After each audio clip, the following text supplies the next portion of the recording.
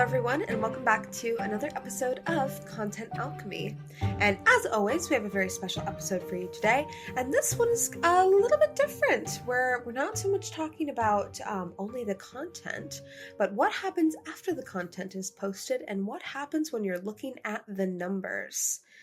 Is everything really just a numbers game? So, to have on the show to talk about that, we have Chris Trum. Chris is a full-stack marketing professional and self-professed data geek who loves the challenge of marketing in the 21st century. He has spent almost 2 decades leading marketing teams across several industries, including regulatory compliance training, sports, electronics manufacturing, financial services, and wealth management. And again, we're going to get right into this. We met Chris through a LinkedIn post, which Matt will expand on in a few moments. But this conversation really does kind of run through everything when it comes to, do numbers really matter? And can the numbers lie? So we're going to get into that, but I really hope you enjoy this week's episode of Content Alchemy. Awesome. Hello, everyone. Welcome back. Matt, hello. Hi. Hi. Hi. Chris, it's so good to have you on. How are you today? I'm good. I'm glad to be here. Thanks so much for having me on. Yeah, for sure. We just had a little sports conversation that I was completely left out of, which is great because I have, just so everybody knows, I have a little bit of a head cold. So if my voice sounds atrocious, I don't know. I haven't heard it today. So just bear with me. But that means I'm having a little bit of brain fog. So, the sports conversation isn't really going into me anyway. So it's totally fine. I'm not really registering it at any point anyway. By the time this releases, I'm hoping that the Guardians have won the World Series. And if that's the case, I want everyone to know. It's not a prediction, right? It's not a prediction. I don't think they're going to, which is what would make it so magical, right? Oh. You see what I did there? Magical. I see what you did there. Content alchemy. Woo. Magical and stuff. Nice. Back to you, Shelby. Awesome. Okay. We have a really fun episode planned today and a really fun theme. So, Chris, kind of going back, everybody has heard your intro now. So just kind of going in through, you've worked in electronics, financial services, wealth management areas, lending tree. You've really had a career based in numbers, which I think is really interesting and is what I'd really like to base our theme around today, is the idea of numbers and how that plays into marketing. And what's fun is the way you were kind of introduced to us was through numbers, through Matt's LinkedIn post. Yeah, that's true. Yeah. So real quick, let me actually just kind of read this off a little bit, and then we're gonna kind of let you kind of have at it for a little bit. But I had a post a little while back, and I talked about how there's 2 types of marketing teams that I've personally worked with over the years. One of them is a team based on quantitative data. They're looking for things like sales and conversions and that type of stuff. And then the second team that I've worked with is teams that place qualitative data as a little bit higher. These are things like interviews, personal responses, etc.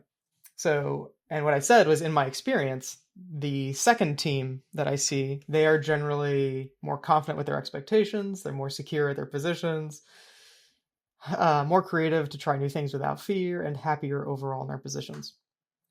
And I don't know if you necessarily remember what you said, but your response kind of triggered me to reach out to you for this. So real quick, I'll just kind of recap here. Yes, please do. You said, I'm going to do the whole podcast on yours. I'll just be you, right? You said, as someone who has spent a great deal of time in their career chasing the quantitative data, I can attest that there are so very many things that don't show up quantitatively, especially with the strong rise of data protection mechanisms, features over the last 15 years. Sorry, I butchered this, but then you also said quantitative data is a great gut check, and often reveals trends or issues that anecdotal qualitative thinking misses. But I don't believe either can truly stand on its own. You wrote a little bit more, but I kind of want to pass it over to you to kind of elaborate on some of that a little bit more, if you can. Yeah, so shocker that I took the route of being pretty squarely on the fence and not taking one side or another. No, I mean it's one of those things, right? Where the problem in today's world is, it's a digital world, right? So hey, I'll be the first one to tell you, I love being able to run a campaign and jump in a couple hours later and say, hey, how's this running? What kind of traction are we getting? Who's looking at this? Is it leading to anything? Are we getting any leads? What's happening, right? But at the same time, you can also drive yourself nuts. And I've been there too, where I'm sitting there checking something every 20 minutes. And then I'm going, this company we don't get nearly enough traffic for me to be checking this every couple hours, like maybe every couple weeks. Might make more sense. But we all fall victim to that these days, right? It's that general idea in our culture that everything's available at our fingertips. We're all glued to our phones or other devices, right? And so it's that idea that I think that we have to be always on, always looking at things. And so we expect the same things from every aspect of our life, that you're going to turn around and it's right there. It's convenient. It's at our fingertips. We don't have to put forth any effort. And I think that is where we can start to run into issues, though, is that the numbers, we were talking about sports before, there's a great newsletter that I like to read that's written by one of the guys on Yahoo. And one of the things that he always says is the numbers do lie. And so that's kind of his whole premise in looking at it, the statistics behind how these players are doing, right? Is this general idea that when we look at the numbers, we may think to ourselves that we know exactly what's going on, but which numbers are we looking at? What is that telling us? I like to tell people a lot, especially with, hey, it's topical, right? With the presidential election right now, lots of people throwing different things out there, different ideas, all the fact checking that has to go on for both sides of the aisle. And when we look at these types of things, you start to realize that, when you look at statistics or statistical information, data, whether it's marketing or otherwise, you can, if you craft it the right way, if you selectively choose the right information, you can make pretty much any narrative stick based on the numbers there, right? And so, not to say that there's anything nefarious going on in a lot of marketing, but the thing is that we have to be very cautious that we don't let our own biases influence what we're seeing in that data. I speak from personal experience. I've done this myself, that you feel like, oh, I know exactly what's going on. It's X, Y, Z. That's what's happening. And then you start diving into the data. And if you're looking at it with that lens, you're going to be more likely to skew what you're seeing as lining up perfectly with those things that you already are kind of expecting to see. But if you come at it more objectively, you might sometimes, not always, sometimes it's exactly what you think it is. But there's been more than enough examples in my career where I can say, you look at these things and you go, I thought it was one thing, but it turns out it's either something else sort of related or it's completely unrelated. And I was just totally off basis. Right. So you always have to kind of never say never and try to stay humble when you're looking at the numbers, because they can, in fact, lie to you. Right. There is a book, I can't remember. I think it's called 101 Things I Learned in Business School. It's like this little tiny book. One of my favorite ones is this like just small, like short content per page, basically. Yeah. And there is one page in it that has just always stuck with me. And it's a graph that shows ice cream sales over the course of a year. So month by month ice cream sales. And they peak in July and they sort of fall down, as you would sort of imagine. Mm-hmm. Well, over top of that same graph is the number of murders that happen over the course of a year. And that also peaks in July. Uh-huh.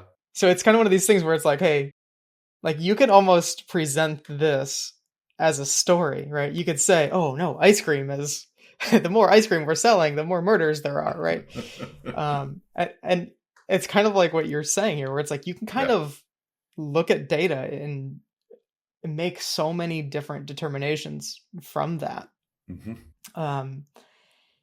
The and I guess I'm just like, are not always all on, that's a great example that you have two pieces of information, very disparate pieces of information that happen to follow a similar looking trend on the surface.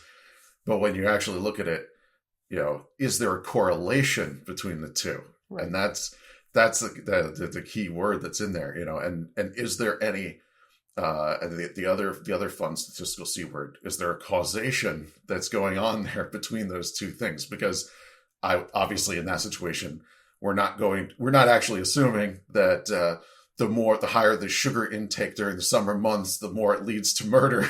But but it's more likely the kind of tie that you have with the fact that more people are out and about and doing things. There's more opportunity for face-to-face interaction than when it's colder out and people are more apt to stay home and spread flu and virus and those and all these other cycles that you start to see with the calendar. Yeah. So I guess that all being said, I mean, I'm sure you've kind of seen this a lot, but yes, when the data becomes so available to us, we see that kind of the C-suite of companies, they are all about that data, because to them, they're like, oh, okay, well, here's that data. Now let's do this to make that change, because they're constantly, they have their dashboards and they're constantly looking for these numbers to get better. I'm not sure if you've ever had the opportunity to, but how do you go about having that conversation? I feel like with some of, maybe that's too big of a question, but how do you have that conversation with them when it's not all about those numbers that they've built their entire job around almost? Yeah. Well, and that's, there's pros and cons to the talking about the dashboards is an apt point that you make, Matt. There's, especially when you talk about publicly traded organizations, I feel like they fall more into this situation than kind of smaller companies do, because there's more layers, there's more disconnect between the folks doing the marketing work and the folks who are leading the company. But yeah, what I've seen it happen, because I've sat on both types in both types of companies, dealt with leadership in many different forms and sizes of organizations. And the thing is this, right? It's the marketers are there because leadership does not necessarily know marketing, right? That's not their forte. They're there to lead. They're there to come up with a strategic vision, to get everyone rowing in the same direction at the same time. That's what they're really good at, regardless of whatever their prior background was. But that's kind of the role that they're playing in the organization. For the marketers, they know all the intricacies of what they're doing, why they're doing it, what works, what doesn't work, or they're like we're usually all just trying to figure that out, because things change over time too. But the thing is that when you look at those numbers, it's a double-edged sword, right? Because on the one side, it is something that's immensely helpful, because as someone who does not really understand what you're doing in marketing, having a dashboard or some, key performance indicators, different metrics that you can speak to, gives the opportunity to kind of level that conversation a little bit. So it's not, it's not somebody having a super technical conversation and then the person next to them just sitting there going, I don't know what you're saying. We did that earlier. Matt and I were talking about baseball, and Shelby was like, I have no idea what you're saying. That was kind of our CEO example that we were doing beforehand. Yeah. But that's the thing, right? Is that it's a great way of trying to kind of cut through the differences and the backgrounds and understanding, and give it, something that's common that people can understand. Okay, even if it's as simple of a conversation as, this number is bad, this number is better, this number is good, and this is where we are now, and we're working towards the good, even if it's just something like that. But because there's a lack of understanding there leaves open so much possibility for misinterpretation or misunderstanding of what actually generates those end numbers, right? You could look at pretty much any news coverage ever when you talk about what's going on with the economy, and they're talking about the Fed rates, and they're talking about, what's going on with the GDP and all these kinds of things. You look at all of these numbers; those are very, very complicated, very complex inner workings of different financial systems and economic systems working together, playing off of each other, playing off of world events, weather, etc., everything, right? And we boil them down to a few numbers so that we can generally speak about the overall trajectory that we're moving in. But there's so much more that goes into it than to just say, well, this is what the number is now. And so, we can't just assume that we all understand all of those things. That's why we have economists to try to tell us. I love that, though, because it does play so much into communication, which is something that I talk about all the time because I'm a producer. And to be able to have something that bridges the gap, because obviously, like the conversation about sports, I don't know what's happening. I just learned so much, though, and that's great. So being able to kind of break those big ideas down and simplify things into a language that kind of everyone can speak, that's so important, especially when you're working within a company where there's so many different pieces and parts and so many different teams that need to be talking to each other, and we all need to have a common understanding, but not everyone has the same background to really understand that. And I think that kind of leads into that next section about what companies should be really concerned with. What are those different pieces that companies should be honing in on? So what do you think are the metrics that every company should really be concerned with?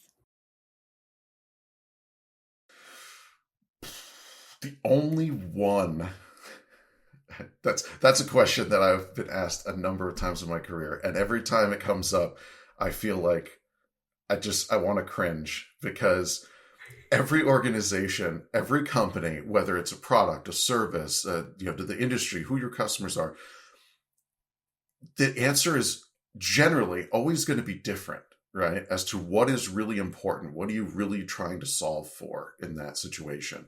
Now, at the end of the day, really, what matters, right, is your profit margin, right? That's at the end of the day, that is the one key number that matters across the spectrum, because as for businesses, unless you're a nonprofit, I guess, but even then you still have to keep the lights on and run your operations. So, but at the end of the day, really, that's what you're looking at, right? Is, are we making money? That's ultimately what you want to be solving for as a business, right?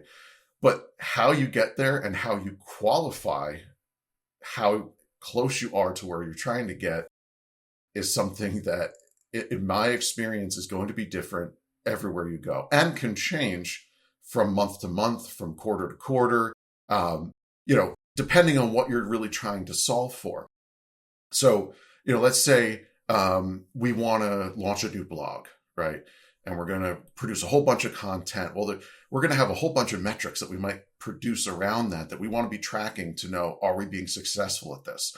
And there's so many different angles you could go on. Some could be based on operations, right? You could say, well, we want to hit targets of having at least one post per week, right? And it's going to be posted by Tuesday. And so maybe you have some kind of operational metrics around that. Are we hitting our timelines? Are we getting things posted on time? You could be looking at the traffic numbers you get from that. You could be looking at how many form submissions you get from that. If you're spreading it out on social media, then you might be looking at metrics on how many traffic, how many visitors are coming back to the website from that. Or if you have a brick and mortar, how many people are coming in, into the store with this, talking about that content, or talking about the, bringing in the printout of the coupon that they got from that article, or whatever it is, right? And so there are so many different things. And depending on what your initiatives are, I've had plenty of times in my career where we say, all right, we're going to launch this new initiative. This is going to be a big deal. We run it for, let's say, a year, and we say, you know what? We're not getting enough out of this. We've learned some things from this. We have some ideas on how we can apply this to other channels better, more efficiently. This channel just isn't working out for us now. And we kill that. And then maybe that, for instance, if it's like a social channel, maybe there were metrics that we were using in social that only really apply to social. Well, now we have no reason to keep talking about those because it just doesn't apply. But there are some companies that only exist on social pretty much. And they do great. That's the best place for their brand. But that, to me, that's the thing, is that the numbers are always going to be different. Different companies are at different sizes. You can't make a one size fits all that, we have to have X amount of, new leads, or even looking at the scale of things, right? You can say, oh, we're at a startup that we're growing at 20% a year. Awesome. Great. That's fantastic. But what is the size of the opportunity in that industry look like? If you continue growing at 20%, are you good to go at that rate for another 20 years? Or are you only good to go at that rate for probably another 3? And then you're pretty much capping out in the industry. And now you've got to play defense, and you're pretty much just at a point where you're not looking for growth anymore, but you're just trying to eke out, it becomes a war of attrition with your competition and just trying to grab market share, right? So I think depending on the type of business, the industry you're in, who your customers are, the size of the market, what your goals are right now, what your goals are later, all of those things influence what metrics you should be looking at. And I don't think there's a one size fits all answer there. Really love that response. I feel like you just taught me a bunch of stuff. This is good stuff here. really, really into this. We're talking about data, we're talking about numbers. And one thing that we hear all the time is that kind of 20% of the results come from 80% of the effort. And we generally don't know super clearly what all is contributing to the best of things. So when we talk about something like a profit margin, well, yeah, a marketing team has all these different initiatives, all these different goals. I guess, let me ask that, like, are you able to see clearer than what that saying goes? Like, are you able to see clear enough to say, oh, you know what, this is not working? Especially, okay, let's say in a situation, yeah, okay, so let's say a company increases profit, or revenue increases 20%, profit margin stays about the same. If you see something like that, do you think that it's time to make our marketing more efficient, try to find ways to bring costs down? Or are you saying, hey, don't touch anything, like, we're doing something right now, let's just keep doing what we're doing? Damn, I'm a broken record today. Again, it all depends. That's my favorite marketing answer. Nice. I sometimes hate giving it, especially in meetings with leadership, because they look at me and they're like, no, we want an answer. And I'm like, no, but that is the answer. Because it's much more complicated than that, right? But no, it's a good point, Matt, that, let's say, yeah, your revenues have shot up significantly, but you're not seeing the profit margin growing at a commensurate rate, right? There's a lot of reasons that could be. Is it a startup? Are you in a growth phase right now? You could be putting out a lot of additional capital up front for, the hope that it's going to pay off down the road as you're scaling things up. If the company is one, though, let's say, as an example, though, on the flip side, right? I've worked for companies that have been around for, 30, 40 years, some of them, right? And in their situations, you maybe look at them and saying, okay, well, maybe, the industry, like my previous example, right? You get into a point where you're kind of playing defense. It's more of a war of attrition. You're just trying to grab market share, right? In those situations, if you saw that revenues went up by 20%, but we're not seeing an increase in our margins, then I would be saying there might be something wrong there.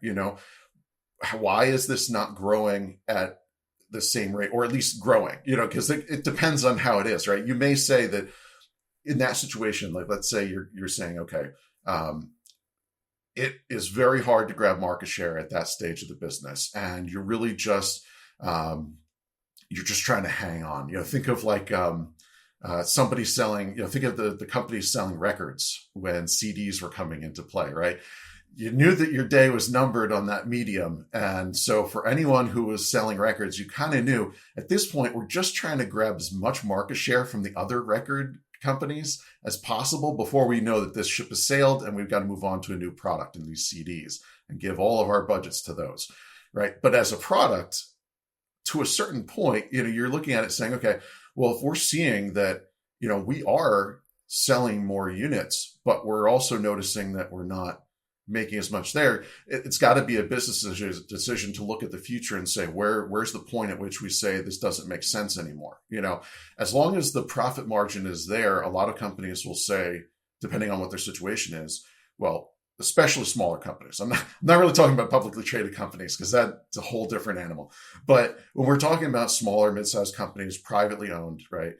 You may be looking at it and saying, well, as long as we can keep making our profit, even if that profit is not as much, depending on where our next step is, what our next goal is, that might still be okay, even if the margins aren't growing, or if the margins are shrinking slightly because we're making investments toward the future.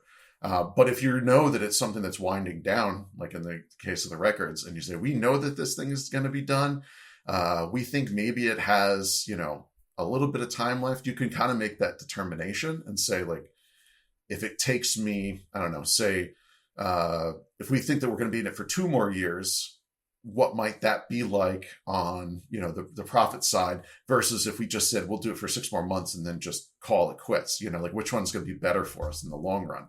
And that's all that's a lot of that in business, a lot of, having to make compromise and having to make those strategic decisions on, do I take a beating now so that we're in a better situation later? Or like I said before, do you put more money down, more resources with the hope that we've put things in the right place so that we're in a good position and we're going to move forward. That's part of the gamble with business all the time. And I've seen that at a number of different companies. Sometimes, when we had the company I was working at during the last banking crisis in 2007 and 8 during the recession, they were in a situation where they said, that company was at a point where they said, okay, we are right now in one of those scenarios where we're just fighting for market share. It's not really a growing industry. The industry is pretty well capped. Some people come in, some people come out. If anything, the industry size might have been shrinking in terms of the opportunities that were out there. So you're just trying to muscle out the competition and be the last man standing so you can take as much of the whole pie as you can. And what we were running into, though, was that I remember sitting down in a meeting with all the other heads of the other departments, and we said, look, we've got a choice here. Like we had a pretty good year last year. We've got some excess capital. Do we basically sit on it because things are so uncertain right now? We know that the market might be shrinking again. Or should we put the pedal down and really make investments to set ourselves up to muscle out the competition better when the market starts returning in the next couple of years? And I think probably a lot of conversations happen like that during COVID as well.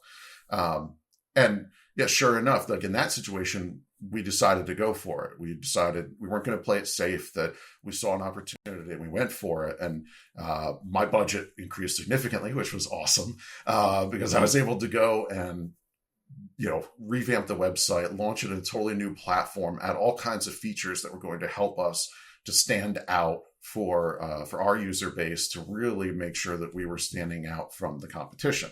But sometimes those plays don't work out. I was working at a company a few years ago where they said, we've got an opportunity here to move into a sector of the industry that we haven't been in before. It's largely untapped. We have the resources and the tools to really make a go at this. We're going to do it. And so big financial backing, whole bunch of hires, and then not anything we could have controlled. But then there was a change in the regulations and a court case that was going on against one of the other big players in the industry. And the way that the kind of sounded like this litigation was going was effectively going to make it so that the margins in that industry were essentially non-existent anymore. And so right before our eyes, we made this huge expenditure to move into this area, and then this external force came in and just wiped it all out, So you never really know what's going to happen. But but that's a constant in life. So you can't base things off of, well, I don't know what's going to happen next. That's so important too, because I love that point that you made of, just kind of being reflexive and taking that moment to really, reflect on where you are and where the business is. Because I think oftentimes in companies, it just starts to become so go, go, go of, okay, well, this is happening. We need to react to it. We need to do something. We're not quite sure what that something is, but we need to do something because, this is a big event and we need to, perform reactionary to it. It's like, no, it's important that, maybe take a week and sit on it for a second and make sure that everyone is on the same page and, we know where we're going moving forward. Yep. And I do wonder, because I think that does require a little bit of like restructuring, a brand's thinking and how they approach different metrics and how they approach, quantitative and qualitative data and how they can really play with this and, make these things play nicely. So how would you suggest, brands take that and start to, before, anything gets crazy, how would you suggest they sit down before an event happens so they can start restructuring their thinking about these points of measurement early, so that way they can make these, qualitative and quantitative measures, play nicely together so they're prepared for the future? Yeah, I mean, that's a good question, Shelby. I mean, it's not something that unfortunately, there's no perfect answer, right? Because we don't exist. Life doesn't exist in a vacuum, right? There's, like I said before, there's all these external forces that are constantly, we are at risk from could be moving in on the business and affecting things in the business. What I think from especially from a content standpoint, though, that we can do is we can always be trying to be mindful of what it is that we may want to know in the future. When I'm dealing with any kind of metrics or tracking, almost always I will say, if somebody says to me, let's say you're getting onboarded with a new platform, a new tool, and they say, well, what do you want to track? I said, well, what can I track? It's usually the answer that I give back, because I say, I want to know everything. I may decide later that a lot of this stuff is not helpful. It's not useful. It's never going to be useful.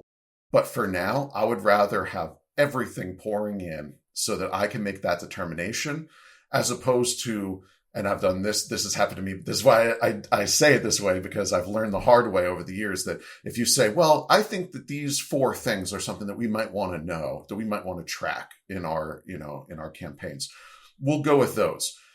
Invariably, whether it's something that you realize down the road or you're sitting in a meeting and somebody says, hey, I think it'd be really important if we knew this. Do we know that? No, because no one told me we had to. So I've learned to just play it safe. Always assume that you need to know everything, and then you could always pare it back from there later. But what you were asking before too really makes me think about the concept that's out there of how do we really deal with this interrelation between the quantitative and the qualitative as we're looking at planning, right?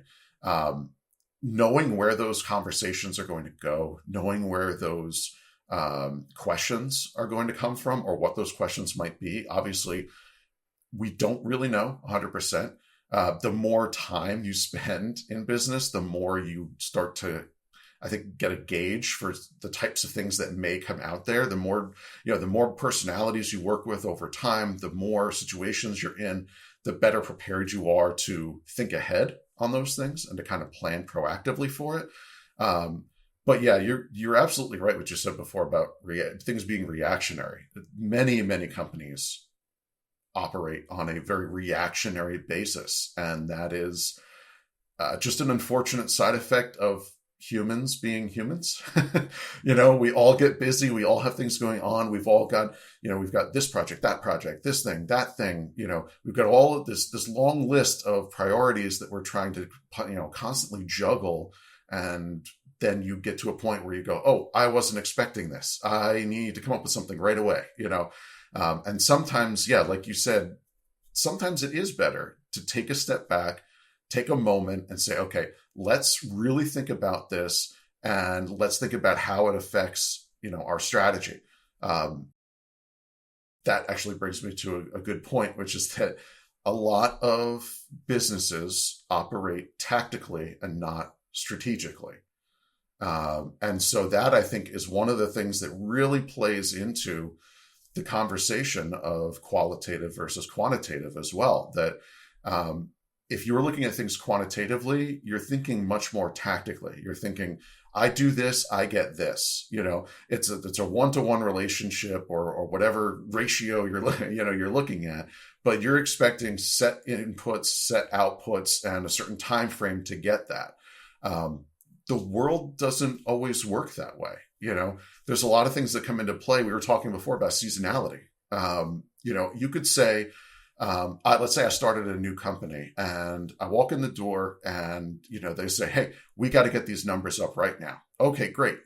You want me to spend a bunch of money, run a whole bunch of campaigns, get our name out there, tell people about us? Yeah. Go do that, right? And you could do it and you could say, oh, that didn't really work out too well. Why is that? And then you come to realize that the business is highly cyclical and you're pushing all this money at the absolute wrong time of year. Like think about tax preparers, right?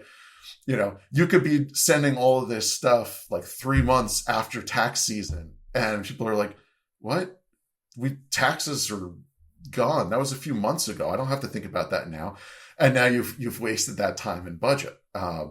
But it's a reality that, that we sometimes do have to step back and think, okay, if we think about it strategically, we want to spend a lot of money. We want to do all these things. Okay. But as we're looking at things in the larger picture, what is the long-term strategy? What are we trying to accomplish? And then setting up the pieces to get there. It's hard. I understand it because when you think about things as an owner, right, or as a leader of a company, who sometimes is an owner, depending, you want to keep growing, right? You've got that fire. Most business owners have that fire. I want to grow. I want to expand. I want to do I got all these ideas. I've got all these things I want to accomplish, right? But you can't do them all in 2 seconds. There are some things that take time to develop, and really, it's like cooking, right? That if you throw a sauce on top of something while you're cooking it, it can make it taste really good. But if you marinate it in that sauce overnight and then cook it, it could make it even better. And sometimes you just really have to let it marinate. You can't just, slap it together on the grill and because if you slap it on the grill, you might burn it. And that's not going to give you the flavor that you're looking for. Yeah. Chris, you set us up so perfectly for the final question. You did. Oh, I couldn't have planned this any better. But the question is, if there was one ingredient that you feel like is the most important in creating great content, what is that ingredient? Whiskey. No. I'm speaking for myself, I guess. No. It's still Mad Men era, right? We still live like that. No, I think the most important thing, is passion. I think that's the most important thing. If you are passionate about what you are doing, then the content will be there. The strategy will be there. You'll be able to weather whatever storm is there. I'm someone that has bounced around a lot in my career in different industries. Every time has been a really unique and interesting challenge, taking on, similar, but in some cases completely different, new and totally unexpected challenges than I'd ever run into before. And it's difficult, but I mean, for somebody like me, I thrive in that kind of environment. I like that. You don't get bored. There's always something to do. And for me, I just think it's important that you have that passion for what you're doing, for solving the problems, for coming up with a way to resonate with people, like whatever it is, because content runs the gamut in terms of all the different skill sets that can really help to make great content, because there's so many different types of mediums that we can use to express that content. And so for me, I think that ultimately, though, it comes down to that passion. Are you really passionate about creating great graphics that resonate with people? Is it about Are you passionate about writing great copy, or creating stories that really get to the feels, right? That really make you feel the emotion that you want these people to feel about that product or service. Are you passionate about understanding what you need to understand, all the intricate little details about your clients, your customers, so that when you're speaking to them, it's like you're speaking one-to-one, that you really understand what they're going through. I think the biggest problem that I've seen, and this might be kind of another ingredient that needs to be included in everyone's spice cupboard, so to speak, for content marketing, is that every single business, I don't care if it's a physical product, I don't care if it's a service, I've always approached it the same way, in that every single business is in the solutions business. You do not seek out a product or a service if you have no need for it. There's always a problem you're trying to solve for. Otherwise, you don't have that problem. You're not seeking that thing out, right? So every single business is in the solutions business. And I think that is a core thing that I think content marketers can keep in mind, regardless of the industry. And if you keep that in mind, you're more likely to have content marketing that might resonate with the audience, as opposed to it just being, transactional kind of feeling. Here's our thing, here's some benefits of it, but what does it actually provide? What do you actually care about? That's the thing. One quick example: when I was working for a computer company, we were dealing with industrial computers, like these touchscreen, really sleek. These are things that like they could hold up to high pressure washes at boiling temperatures, and you continue typing away on the screen. Crazy stuff, right? But that when I started working there, the approach for the marketing was, well, we use this processor, and we have this much RAM, and we have this much memory, and we use these types of screens. And I'm like, I understand that the engineers want to know that, but engineers are people too. Like, what are we going to actually help them do that no one else can do? And when you start getting at that, understanding what the solution really is, what the problems are that they have, and how that is the solution, from then all the content then started resonating much, much, much more with the users. So that would be my last little tidbit for the folks listening. Yeah, I love that, Chris. Appreciate you taking the time to have this conversation.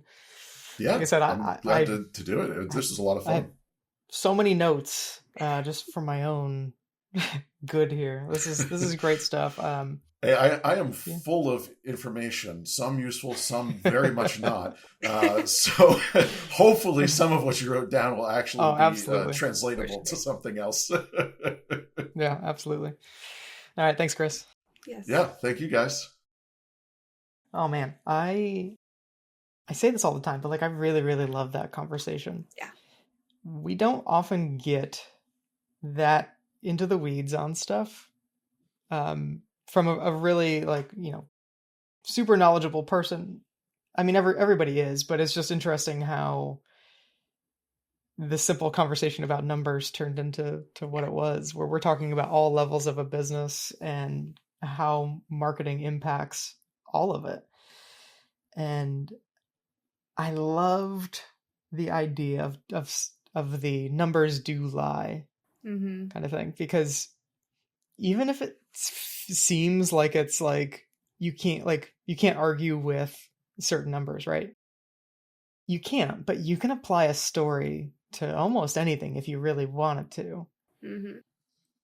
And I don't know, really fascinated by that idea of, yes, the numbers are important. They're not something to be ignored, but at the same time, you need to understand how you're coming to the conclusions that you're coming to. And yeah. I really like this because it does, kind of rein in the idea of being able to contextualize your data. I mean, it's so important to really understand the numbers that you're looking at because, again, I mean, yeah, ice cream sales go up, so do murder sales, or just like murder's not murder sales. That's like mercenary. We're not in that. Murder sales. And murder Uh-oh. sales, yeah. But these things are, it looks like if you could 100% spin that story to make it sound like that, but if you really are able to contextualize that data and look at it deeper and put it in relation to the rest of the data, to the content that you're creating, and also the time of year, what's happening, it's so important. It's so imperative to really get good data, because otherwise you're just looking at numbers. Numbers can't tell you anything alone. Right. You have to be able to contextualize it, which is really why, we got into that, one of those final questions about really being able to like restructure your thinking about that data and getting into the relationship between them. Because I think oftentimes we kind of see it as like qualitative versus quantitative, as opposed to them working in tangent with one another. It is a relationship. It is organic. They should be together to really be able to tell the full story of what it is that we're looking at. One can't exactly exist without the other, because they need each other to really support one another to create a fuller story. Yeah, I love that too. I also like how he got into kind of the economy side of things when he said, like, yeah, we see these numbers and we tell the story, like, news organizations, they tell the story of like the things that are easy to say. Yeah. If, okay, stock market went up by this percentage today.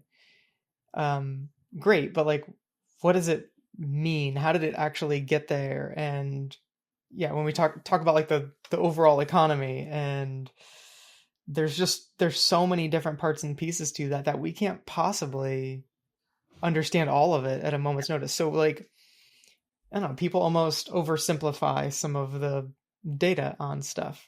Yeah. But I also like how he went over to profit margin as a thing that is difficult. I mean, there's still a story there, but that is a difficult one to argue against. Yeah. Especially when you start comparing it to your past performance, basically. So if you're saying like, oh, okay, yes, revenue is up, but profit margins are the same, like there is something to take action to there. But yeah, I like that idea. And I also like, I guess the last part is, I love how he said that a lot of this is a gamble. At the end of the day, yes, we have numbers to make better decisions, but it is a gamble. And that's what business is. And there is no for sure thing out there. If there was, then that company would be a $50 trillion company by now. Like there is no one thing that will work, right? Like, again, there are things that you can do to make your odds better. So it's not exactly like putting all your chips on black and hoping for the best. Yep. But yeah, it's about being smart with the numbers to be able to make the best gamble that you possibly can. 100%. Cool. I think that's great. That was a good note to end on. Don't go gambling. Gamble smart. We're not endorsing gambling. Don't gamble. Yeah. But we did talk about sports a little bit. If we get into gambling, we can maybe get a sports gambling sponsorship, maybe. If anybody has one. I'm pretty sure they're giving those out right now, so I don't know. It seems like it. I'd be great to have on. I'd be a wonderful spokesperson for that. I just pick whichever mascot's the best. Just go with that. You know what? I've gone really far with that kind of stuff before. I have only just picked I like this color. I like this mascot. I mean, that's my thing. It's the Sioux Falls Canaries. Are you kidding me? Canary's the best mascot. Give me a break. Beautiful. Anyway. All right. On that note, go Guardians. Go Guardians. Woo. Go Canaries. Everyone have a wonderful week. And yeah, we will chat again next week. And until then, stay magical.